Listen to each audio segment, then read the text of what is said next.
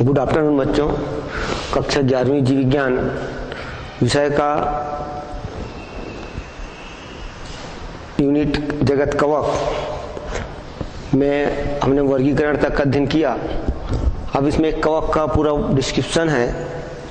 एक कवक है म्यूकर, इसका अध्ययन करेंगे।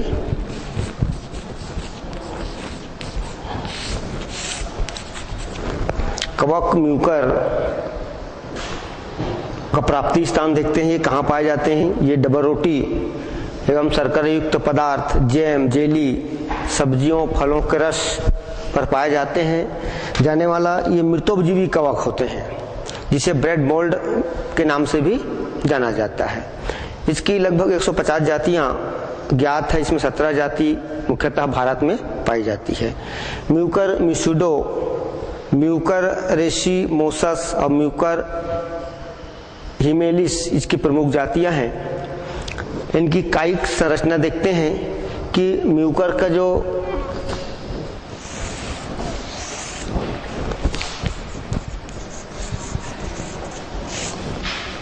कवक तंतु होता है वो नॉन सेप्टेड होते हैं, अर्थात सिनोसिटिक बहुकेंद्रकीय एक कोशिकीय संरचना वाले होते हैं, शाखित होते हैं।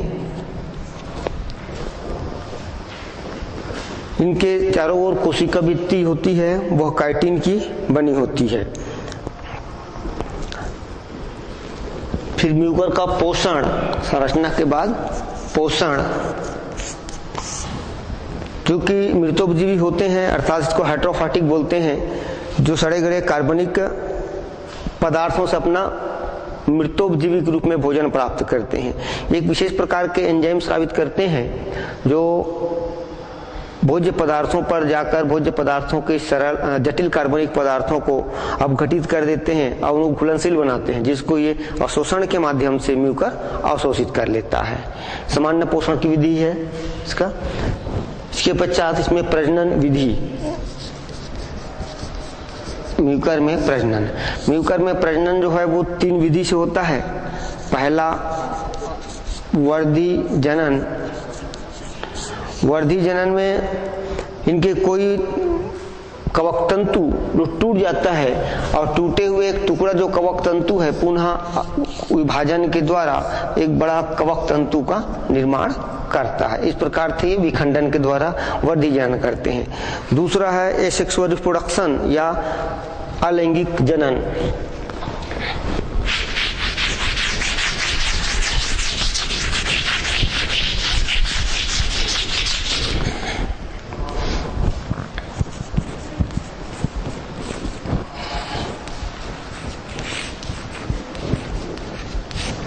अलैंगिक जनन, इसमें बिना युग्मक के निषेचन के फलस्वरूप विभिन्न प्रकार के स्पोर बनते हैं और एसेक्सुअल रिप्रोडक्शन प्रतिकूल परिस्थिति में बनते हैं। इसमें पहला है क्लेमाइडो स्पोर।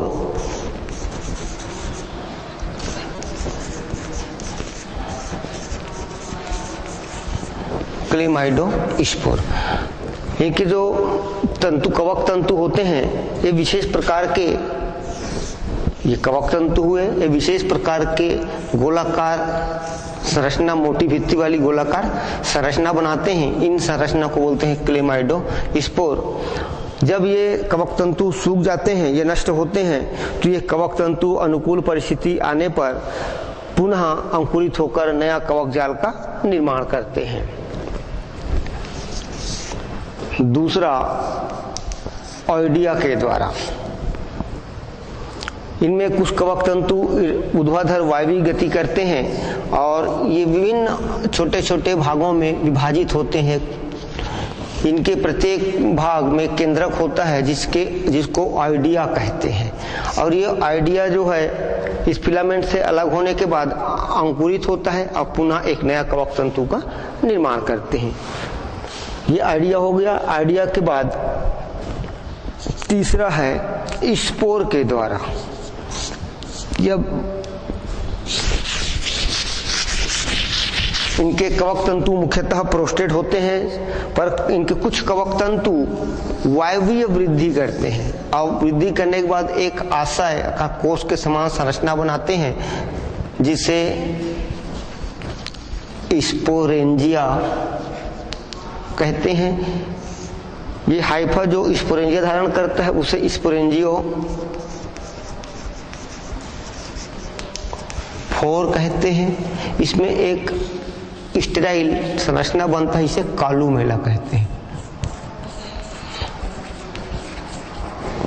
और उसमें जो केंद्रक होते हैं 6 से 16 ऐसे बहुत संख्या होते हैं, बहुत सारी विभाजन द्वारा, और प्रत्येक केंद्रक स्वतंत्र केंद्रक होता है जो स्पोर का निर्माण करते हैं। जैसे ये भित्ति फट जाती है, ये स्पोर बाहर आ जाते हैं और बाहर आने के बाद यही स्पोर अंकुरित होते हैं और इस प्रकार से नया कवक जाल का निर्माण करते हैं। तो ये हुआ स्पोर के द्वारा अलैंगिक प्रजनन। अगला है लैंगिक जनन।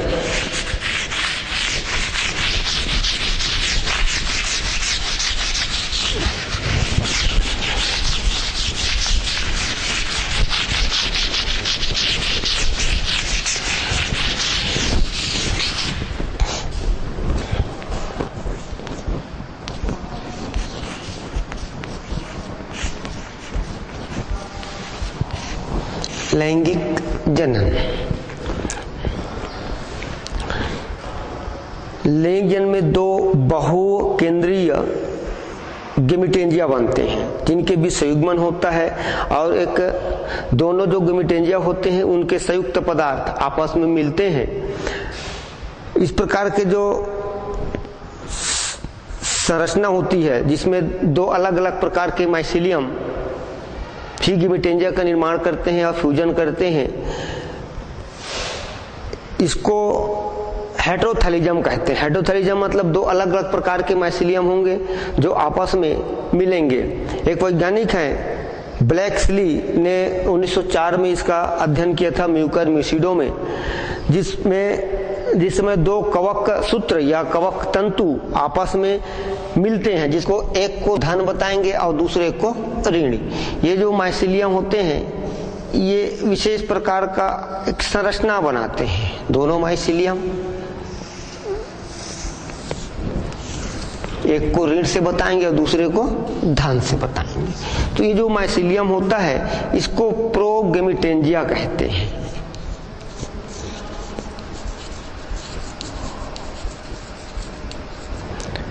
इसमें एक एक केंद्रक होंगे। कुछ समय बाद ये धीरे धीरे वृद्धि करते हैं और ये प्रोगेमिटेंजिया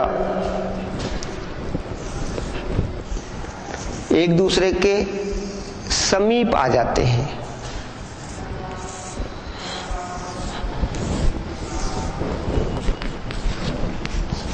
जब ये समीप आते हैं तो इनके भी जो कोशिकीय पदार्थ होता है, इसी समय सेप्टा का, इस वर्ग के जीव में सेप्टा बनने का जो कार्य होता है वो रिप्रोडक्शन के समय ही होता है। और इसमें यहाँ पर सेप्टा बनता है तो इसके पीछे के सेल को या कोशिका को बोलते हैं सस्पेंसर, इसको बोलते हैं अब ये गेमिटेंजिया हो गया, गेमिटेंजिया। जब भी आपस में दोनों कोशिकीय पदार्थ मिल जाते हैं और मिलने के बाद उनके संपूर्ण पदार्थ चारों ओर से एक कटीले आवरण के द्वारा घेर लिया जाता है। इस प्रकार से इस जो आवरण युक्त पदार्थ होगा, ऐसे इसको बड़ा बनाए,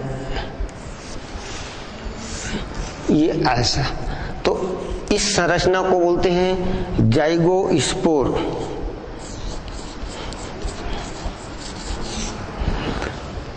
अब ये जाइगोस्पोर कुछ समय तक विश्राम करते हैं, कुछ महीनों तक विश्राम करते हैं।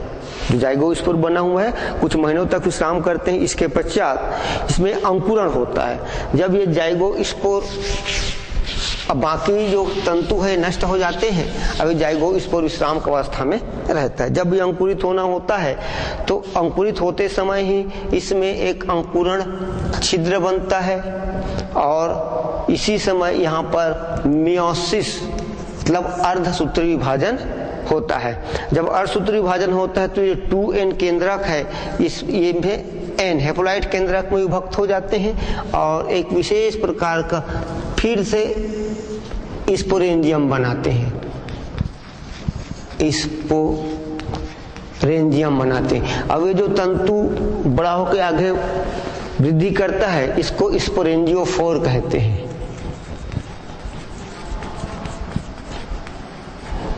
और जो केंद्रक बहुत सारे भागों में हैप्लॉइड केंद्रक के रूप में विभक्त होते हैं। अभी सभी जो स्पोर है यहाँ से जब फ्री होते हैं ये सभी स्पोर, तो ये अंकुरित होने के बाद ये स्पोर ये अंकुरित हुआ और फिर से माइसीलियम का न्यू माइसीलियम नया कवक जाल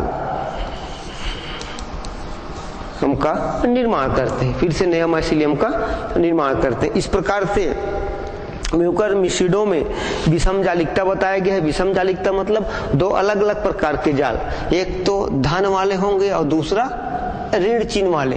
क्योंकि इसको देखने में ऐसा प्रतीत होता है कि एक ही प्रकार का होगा, पर ये कार्यकीय दृष्टि से भिन्न होते हैं।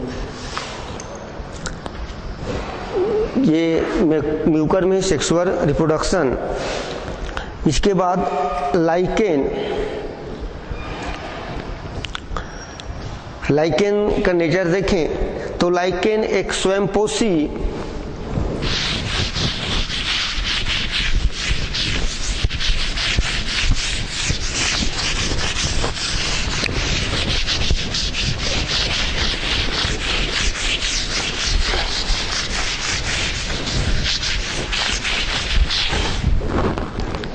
लाइकेन जो है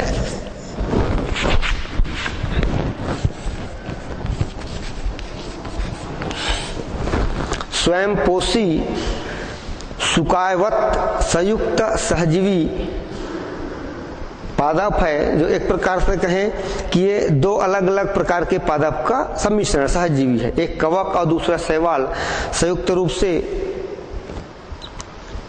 आपस में जुड़े होते हैं।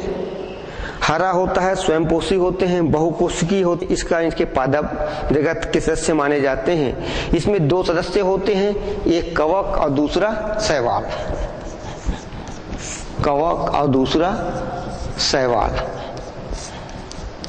कवक वाले सदस्य को बोलते हैं माइकोबियांट और शैवाल वाले सदस्य को बोलते हैं फाइकोबियांट।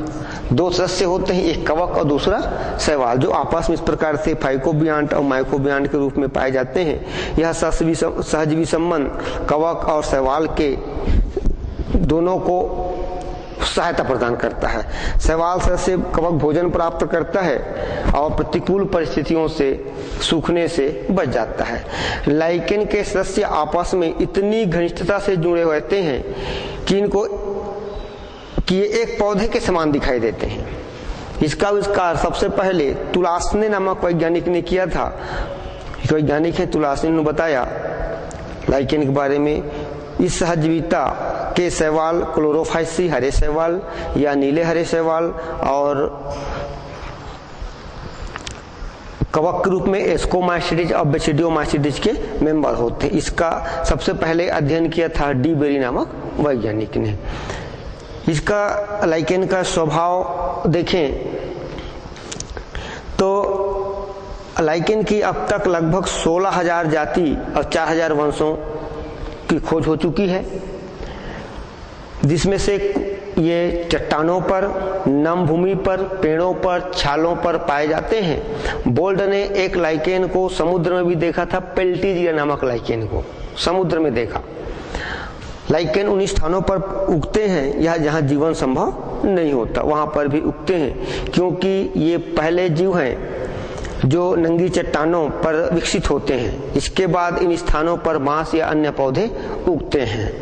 लाइकेन का वर्गीकरण किया गया है कि लाइकेन 3 प्रकार के होते हैं। एक है क्रस्टोस लाइकेन। क्रस्टोस लाइकेन चट्टानों, छालों पर चपटी रचना के रूप में इतनी दृढ़ता से चिपके रहते हैं कि इनके सुखाए के बिना टूटे, अगर उनको तोड़े तो टूट जाता है, अलग नहीं किया जा सकता। जैसे ग्रेफिश या हीमेटोमा इत्यादि में। दूसरा है फोलिएज लाइकेन। ये लाइकेन पतले पालीवत पत्ती के समान चपटे होते हैं, पतली पतली तंतु रचना के द्वारा जुड़े होते हैं। ये उदाहरण देखें इसका तो फाइसिया और पेल्टीजेरा। तीसरा लाइकेन है फ्रुक्टोस लाइकेन। ये चपटे शाखित फीते के समान तंतुवत होते हैं। इनकी कुछ शाखाएं ऊर्ध्वाधर सीधे खड़े होते हैं, इसलिए झाड़ी के समान भी दिखाई देते हैं। इसको देखने में ऐसे प्रतीत होता है कि ये झाड़ी है। इनको झाड़ी लाइकेन के नाम से भी जानते हैं। इसका उदाहरण है क्लेडोनिया इत्यादि। फिर लाइकेन के आर्थिक महत्व।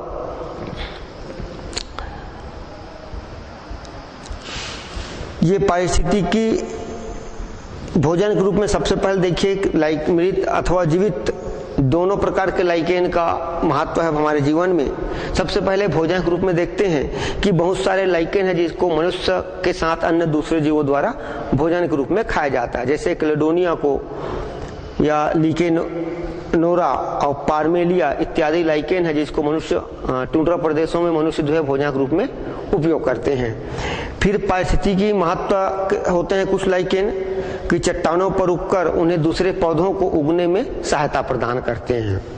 इसके बाद है कुछ लाइकेन को दवा के रूप में उपयोग करते हैं। कुछ लाइकेन का नाम है यहाँ पर। एक क्लेडोनिया पेल्टीजेरा का उपयोग औषधि बनाने में, सुगंध के रूप में साबुन को या हवन सामग्रियों को सुगंधित करने में भी कुछ लाइकेन का उपयोग होता है। कुछ लाइकेन है जिसका उपयोग रंग और टेनिन के रूप में भी किया जाता है। कुछ लाइकेन होते हैं जिनको कार्बनिक अम्ल प्राप्त करने में किया जाता है। एक लाइकेन है जिससे अल्सनिक अम्ल प्राप्त होता है, जिसका उपयोग टेट्रामाइसिन स्ट्रेप्टोमाइसिन के साथ कुछ हानिकारक जीवाणुओं को नष्ट करने में किया जाता है। ये लाइकेन के लाभ हो गया। फिर लाइकेन की हानि। बहुत से ऐसे लाइकेन होते हैं जो मनुष्य तथा अन्य जानवरों में विभिन्न प्रकार के रोग उत्पन्न करते हैं। इनकी बहुत सारे प्रजाति हैं लाइकेन के, जो खिड़की, दरवाजा या कांच को या पत्थरों के जो दीवार होते हैं उनको नष्ट कर देते हैं। ये अत्यंत सूखे होने के कारण जंगलों में जब आग लगती है तो आग जो है तीव्र गति से फैलता है, जिससे वनों का विनाश होता है। इसमें महत्वपूर्ण भूमिका अदा करता है और अत्यंत ज्वलनशील होते हैं। लाइकेन के बाद कवक मूल। जब किसी उच्च पौधों पर, उच्च पौधे से जिम्नोस्पर्मिक पौधे एक पाइनस, उनके जड़ों में कुछ कवक पाए जाते हैं। उच्च वर्गीय पौधों में एक नाम दिया है, लाइकेन नामक एक पादप है, इनके जड़ों में कवक पाया जाता है। तब इस प्रकार के जो सहजीवी होता है उसको बोलते हैं माइकोराइजा। माइकोराइजा ये हिंदी में बोले तो कवक मूल। माइको मतलब कवक और राइजोइड मतलब जड़ या मूल। तो इस प्रकार से कवक और उच्च वर्गीय पादप के जड़ों का जो सहजीवी संबंध है उसको माइकोराइजा कहते हैं, जिससे जो कवक होते हैं वो खनिज लवण को अपघटित करते हैं और पौधों द्वारा प्राप्त पानी का उपयोग कर जीवित रहते हैं। ये माइकोराइजा है। दो प्रकार के होते हैं, इंडोट्रॉफिक माइकोराइजा और इक्टोट्रॉफिक माइकोराइजा। तो ये जो माइकोराइजा होते हैं ये मुख्यतः एक इक्टोट्रॉफिक में बताया गया है। इंडोट्रॉफिक में जो आर्किड होते हैं, आर्किड के जो जड़ें होती है वो चूंकि आर्किड ऊपरी रोही होते हैं तो उनके साथ भी कुछ कवकों का संबंध होता है। उच्च वर्गीय पौधों में पाया जाता है ऊपरी रोही के रूप में। और दूसरा है इंडोट्रॉफिक माइकोराइजा।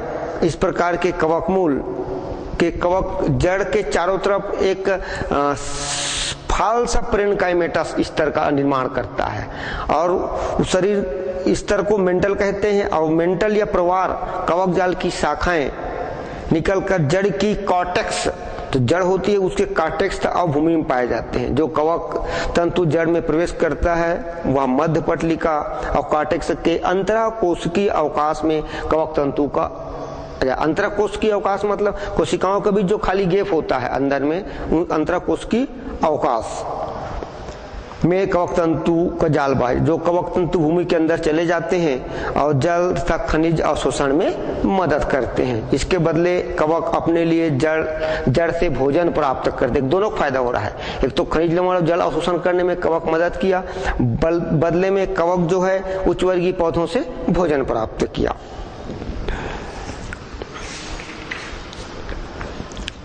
इसके बाद आर्थिक महत्व के, कवकों का कुछ आर्थिक महत्व है। कवक जो होता है वो हर स्थान पर पाए जाते हैं जो हमारे लिए हानिकारक है, साथ में उपयोगी भी हैं। तो कवकों के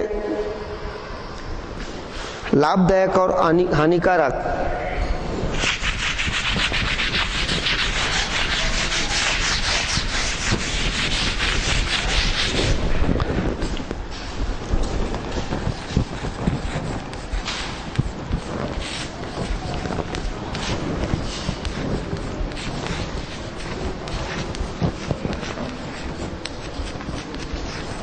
कवकों का आर्थिक महत्व।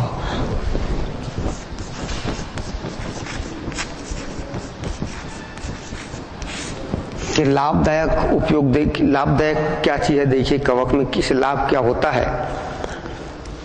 कवक खाद्य के रूप में बहुत सारे कवक को हम खाते हैं, जैसे एगेरिकस लाइकोपर्डान, रोमेनिया और क्लेवेशिया आदि कवक को भोजन के रूप में खाया जाता है, क्योंकि जब खाद्य के रूप में कवक उपयोग करते हैं तो इसमें कवकों में 50% प्रोटीन पाया जाता है। गांव के भाषा में मशरूम कहते हैं या फुटू खाया जाता है। हमारे बस्तर में बोड़ा एक प्रमुख कवक है जिसको बहुत अधिक मात्रा में लोग खाते हैं, बरसात के दिन में निकलता ही है। तो खाद्य के रूप में कवक का बहुत अधिक महत्व है यहाँ पर, क्योंकि सभी कवक को नहीं खाते, जो उपयोगी होते हैं उन्हीं कवक खाते हैं, बाकी अनुपयोगी कवक को नहीं खाया जाता। इसमें बोड़ा और एगेरिकस के रूप में फूटू, एस्परजिलस, लाइकोपर्डान इत्यादि को खाद्य के रूप में।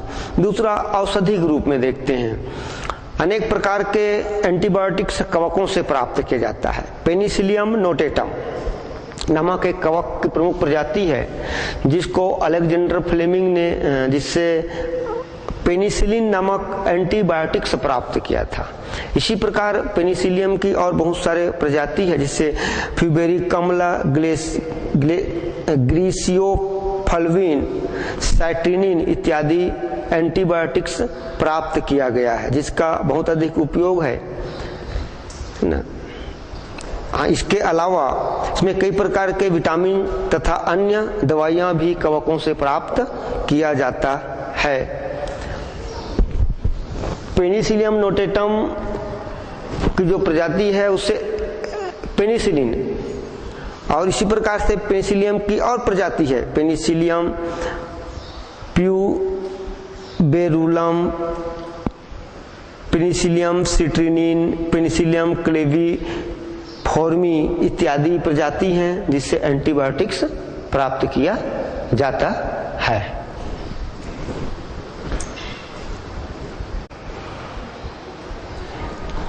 तो कवकों के आर्थिक महत्व हम देख रहे हैं। लाभदायक महत्व ही इनका पहला खाद के रूप में, दूसरा औषधि के रूप में, तीसरा देखते हैं भूमि की उर्वरा शक्ति को बढ़ाता है। कवक कई सड़े गले पदार्थों का अपघटन करके भूमि की उर्वरा शक्ति को बढ़ाता है।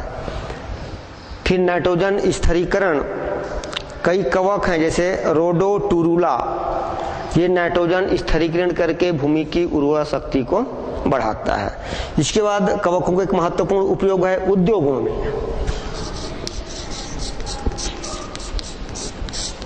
उद्योगों में पहला बेकरी उद्योग, ईस्ट नामक जो कवक है वो दूसरे कवकों को आटे में गूंथकर ब्रेड बनाई जाती है, इससे रोटियां स्पंजी हो जाती है।